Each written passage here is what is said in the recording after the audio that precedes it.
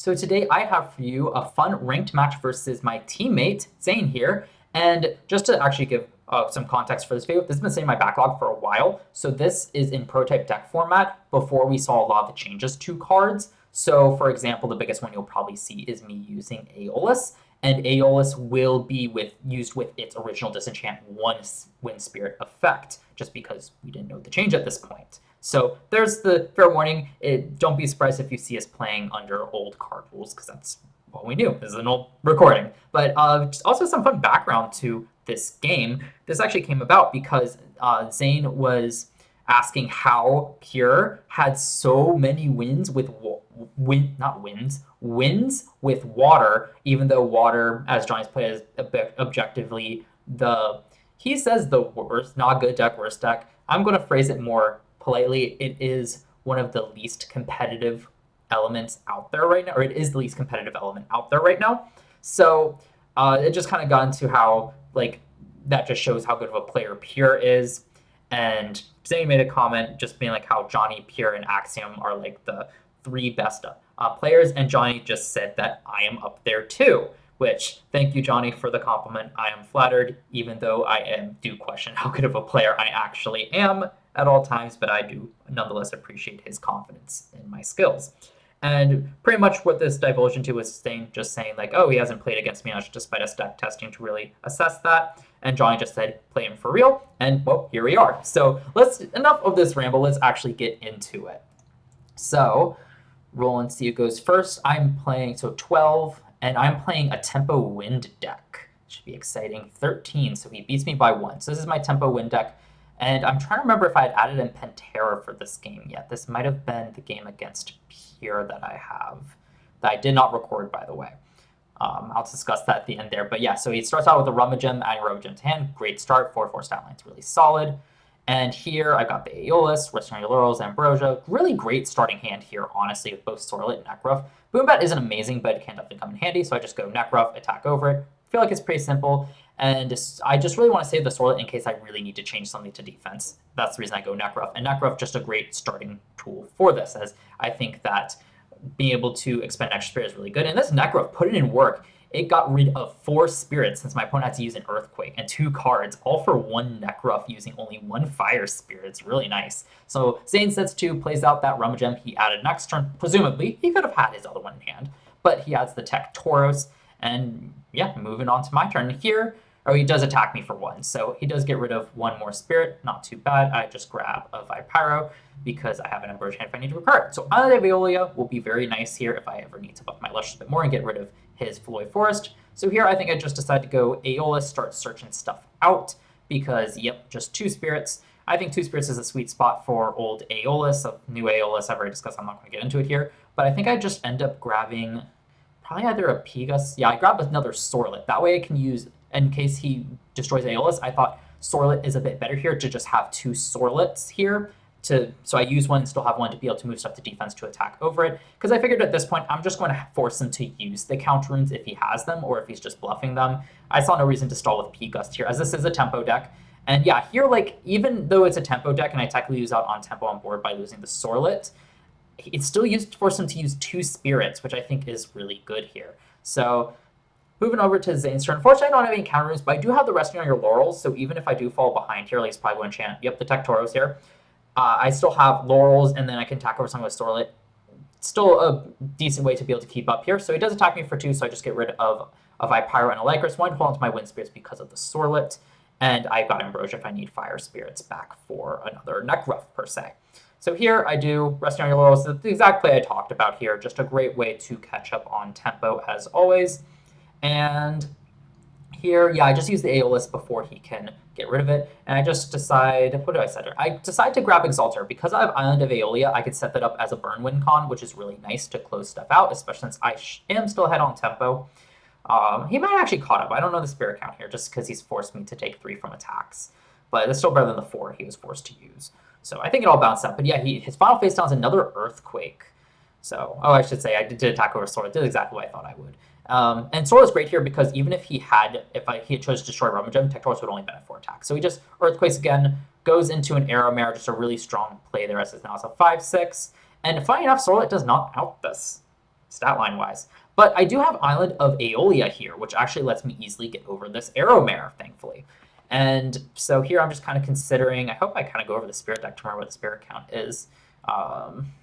No, I just go Island of Aeolia, get rid of his forest, go my own Arrow Mare to attack over, because a 5/6 Arrow Mare is going to be really hard for Zane to get over anyway. So pretty much just kind of do what he did, but technically a bit better. And so here I'm feeling pretty good. I still have the Sorlet to help exchange positions, attack and defense, if I need to get over another Tectoros for whatever reason. He could get multiple spirits out for that Tectoros. He only has 3 cards in hand, so it's going to be a bit tricky for him. Just goes Arrow Mare again with an Earth, so that tells me he does not run any Wind, and I believe no, this is his own deck. I don't think it's our tournament deck. But here, just because my Arrow Mare can attack over it, I can always re-enchant Arrow Mare to attack over it. But here it's just like, I could just go Sorlet and attack over it by itself and still attack one with Arrow Mare, and I believe that's what I do, yeah. Just the Sorlet here. Could have gone Boom Bat, but I'm like, why not just save it? Because again, I'm ahead on board, so Boom Bat might be a bit of a better one to save for later instead of Sorlet for the switch, because Boom Bat will just be generally better than just a Sorlet switch if I do up tempo in this case. And then Piga sitting here if I need to get out a counter rune. And again, I can just attack over, attack one for Arrow Mare, and I'm looking pretty good. And I still have Exalt here just to burn 2. And notice I'm not really using that yet. I'm really saving that Exalt here to kind of close out the game. And this is actually really important against Earth, since a lot of times you could just burn out of answers to Earth. And I've done that before. I think of the video on the channel where I just couldn't keep up with the Zane, or not Zane, but Earth player playing to put a high attack. Oh, here Zane just folds because like equal links. He doesn't have the Nexus target. Tectoros can't get over any of those. So that is, we're moving on to game 2 here. But what I was pretty much saying was I've done that before where I just couldn't keep up with the answers because Earth can just set up higher attack stuff, but I was able to go over the top with Exaltair. So that's kind of my thought process. No reason to rush into it and make Exaltair a huge target when I can just keep saving it. So here I'm just siding out, Carrion. Yeah, Carrion's a card I ended up cutting. I don't love it. I didn't see what else to it. Just added the Tectoros, my fun tech here. I really like this tech because Tectoros is just such an easy way to attack over Earth cards. And of course, removing some of my excess spirits to be able to run my 3 Terratlus here as well. So the goal is just I want easy ways to attack over Zane's stuff. Like, this is a tempo deck, so obviously I want the best tempo responses. Attacking over stuff is the most efficient way to actually destroy an Elestral. So the fact that Tectoros uses my opponent's spirits against him is such a funny way to deal with his stuff, because I did the math. Tectoros, other than like Demeter and Scythe being on board, and actually I don't think, yeah, Demeter and Scythe on a Tectoros, I should say. But like Demeter, and if Tectoros at both best can crash unless Tectoros itself is equipped with a Scythe or powered up by a Demeter. But like other than that, Tectoros can just attack over pretty much anything because it just, my opponent feels it. Which is so funny. But great starting hand here. Nectar of the Gods, some counter runes faced, I think, like Shielded Poison Tip. I just go Exaltair here, and Restaurant Your as well. But I just go Exaltair here. I don't really have a great proactive play. Like an Arrow Mare would have been great here, or like a Neck Rough. So I just thought Exaltair because I don't have any Nexus targets for it. I'd rather hold P-Gust to be able to pop stuff, and Boom Bat, I just think it's just wasn't great there anyway. Like, sure, you can make argument, just throw out Boom Bat, but like, at least at worst, Boom Bat can sacrifice itself to trade into something when Exaltair might not be able to. So Zane starts out with a Nectar of the Gods, uses his own Restoration's Laurels to get rid of my Exaltair. That's fine, I just threw it out there expecting to be destroyed anyway. And let's see what he ends up doing. So a good start on his part. Ambrosia right away.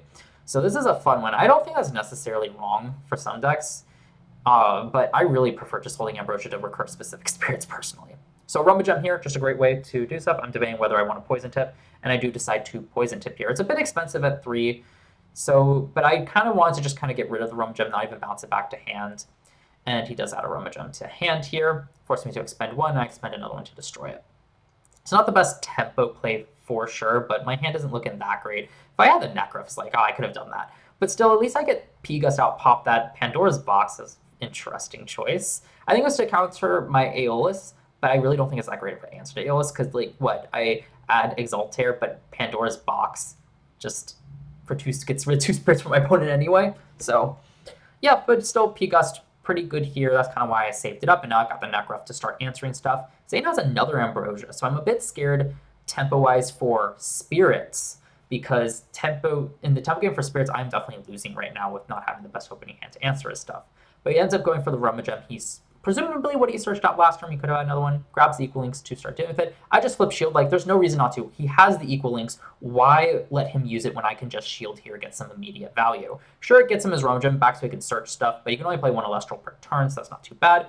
Top deck Aeolus, phenomenal top deck here. And I think I just grab the Arrow Mare just to start get a basic body out. And I think my thought process here was that I really just want to keep up to make sure I drew into answers. But honestly, in hindsight, I think I would have been better. I could even done like a 3-spirit Aeolus and just started putting a lot of pressure on him. He does Earthquake it. So I think that actually would have been the better play. Since I'm falling behind, just put out Exaltair. Sure, he probably will attack over it, but I could have done like a 3-spirit Aeolus or even just a 2-spirit and just burned him for so much more to get caught up in the tempo race that way. And then maybe left up another spirit to grab like an Aramare or another Sorlet next turn or something. Probably wouldn't have been too bad, honestly. So he does throw out Rummagem. He can kind of start answering my board with an Earthquake, so not too bad there. But again, I think Exaltair would have been great if he had just Earthquake the Exaltair. Sure, I would have lost out on more spirits, but I would have dealt him more. So it probably, overall, it probably would have been worth it because it would have been like one extra spirit to get rid of like 2 or 3, honestly. I forget the exact board state because Exaltair could also attack. But drawing the Tectorus here. It's so funny here. This is exactly why Tectorus is in here, because guess what? I can throw it out as a 5 attack and hit over the Rummagem. So here I'm like debating, do I go Sorlet or Tectorus here? Because like, sure, Tectorus, I can save it a bit longer just to have more of an impact. I think I end up just going, yeah, Nekruff. I do agree with that. It's stuff, I think, save Tectorus a bit, but unfortunately does have the poison tip. So I think that's a bit of a better play because Tectorus will be able to answer a bit more than, say, a Nekruff. So I think that was a good play there. Unfortunately, I couldn't attack over it. But again, I still got rid of 2 spirits and a face down from it, so that's not too bad, even if I am leaving up the Rummagem here, because I still am holding on to that Laurels. The biggest fear right now is just my spirit count and being able to stabilize. Like, I really need an Ambrosia here because I have 7 spirits left. So I think, yeah, I get rid of those 2 because I'm like Earthquake, but Earthquake is in my deck right now. It's in my side. Didn't want to give up the Boom Bat, though. That's the biggest thing. So I use a Wind to get rid of 1. He chooses the Tectorus. And here I can go Sorlet, or I think I just choose to go Tectorus because this was actually going to be one of the harder ones for him to answer. He's going to need like a Scythe or a Demeter to help him answer it, as most stuff won't be able to hit over it. And if he just throws out another Tectorus, it just crashes. So definitely a really high friction play just to kind of grab back control. And he has another Earthquake, but honestly, that's not too bad. I'm still burning spirits, which is really good. I wish I knew his spirit count. I really need to remember in-game when recording these to really hover over for quite a bit. But let's see what he does. Sprouter here in defense. So this is interesting. He might change it, but I don't think this is actually correct here. You really just want to close out the game because of my low spirit count. Why? But he might be burning out of Elestral, so he just needs to keep one on board. That's my best bet. But like Sorlet here, I can expend, or I just go Island of Aeolia to hit over it to get some value instead of expend 1. I'm still not looking great. I've got the 1. I can use it on a Boom Bat. I really need to see an Ambrosia, which I can always use Island of Aeolia for. But Sorlet definitely not too bad here. He sets 1. That's a bit scary, honestly. So we'll see what happens. Does he do? He does have the Demeter in hand, so he could have he might have not needed the Earthquake there. He could have probably just Demeter 3 spirits, and it shows how much spirits he has because of the 2 Ambrosia. He wants to get rid of equal links, so that's pretty smart. And here, like, that's pretty much yeah, that's pretty much game because he can Nexus. Yeah, I just call game there because he can Nexus 2 onto the equal links, pop the Island of Aeolia, use Demeter's final effect to attack over Sorlet, and that would be game because I only have 1 spirit left, and he would force me to expend 2. So unfortunately, just that starting point, I just couldn't. He had so many Ambrosia, I had to use so many spirits, I just couldn't keep up in tempo in spirits in the long run, despite me really gaining control of the board back later in the game. But unfortunate, but it is what it is. I think I like my sideboard here. Oh, I throw in the 4th Teratlus as well. Interesting. But I liked my sideboard last time, and I get rid of that's why I get rid of Bag of Winds. Yeah, Bag of Winds really shouldn't be in there either. I make that change later.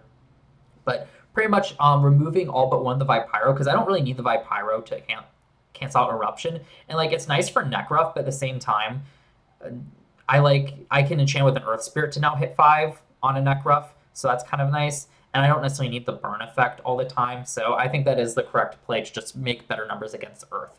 So I believe I choose to go, yeah, because I lost. So I go first. Nectar of the Gods, great start. Another resting, really nice to see. With Sorlet and P-Gust, I use Earthwind because I figure just one of each is fine.